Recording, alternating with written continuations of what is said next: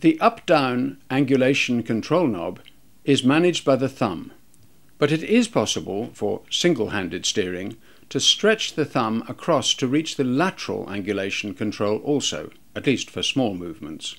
Altering the hand grip a little may help those with smaller hands reach across to the lateral control, rather than always having to use the right hand for lateral steering in the two-handed steering approach. The up-down brake is very rarely needed, perhaps during a difficult polypectomy. The lateral brake is more often used. Angulating with the brakes on does not damage them.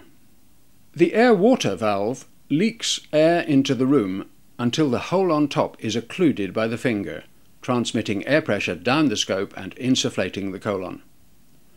Water wash of the lens is activated by pushing the button hard down, then waiting until water squirts the lens. The water bottle must have water in it and is pressurized by air entering the water bottle at the cap. The water bottle cap must be screwed on tightly to allow air pressure to drive water up the tube, through the air-water connector and into the scope to wash the lens. In older scopes, the flushing syringe is a less elegant but quicker way of washing the lens. Pushing down the button of the suction valve activates suction, but the channel opening at the tip must be orientated at 5 o'clock at the top of the fluid for efficiency. If necessary, rotate the view to position the channel properly, and always try to suction under direct vision, judging the time of button press according to the amount of fluid to be aspirated. Suctioning underwater, or with the tip too close to the bowel wall, tends to suction the mucosa, leaving a suction bleb behind, which can be mistaken for a polyp, but disappears on waiting. Suctioning the surface can also be done on purpose to show the patient what a 3 mm polyp looks like. Of course, it disappears quite rapidly. Suction blebs can be released by lifting the biopsy cap briefly to let in atmospheric pressure.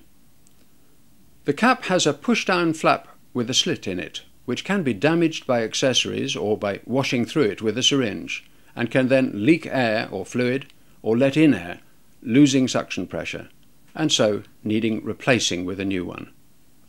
The light guide plug at the end of the umbilical contains not only the light guide connector but also the air connector, so it must be pushed firmly in to avoid air leakage as well as to get proper illumination.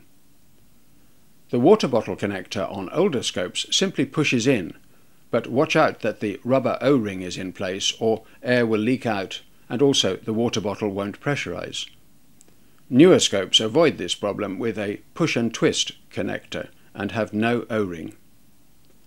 The electrical connector of video endoscopes also has a twist fitting.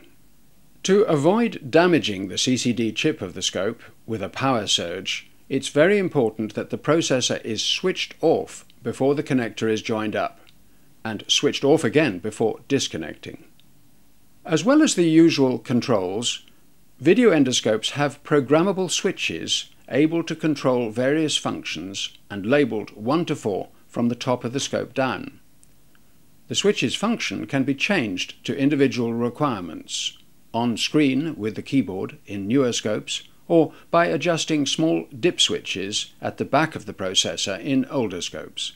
Most endoscopists do use the freeze function to ensure picture quality before storing an image.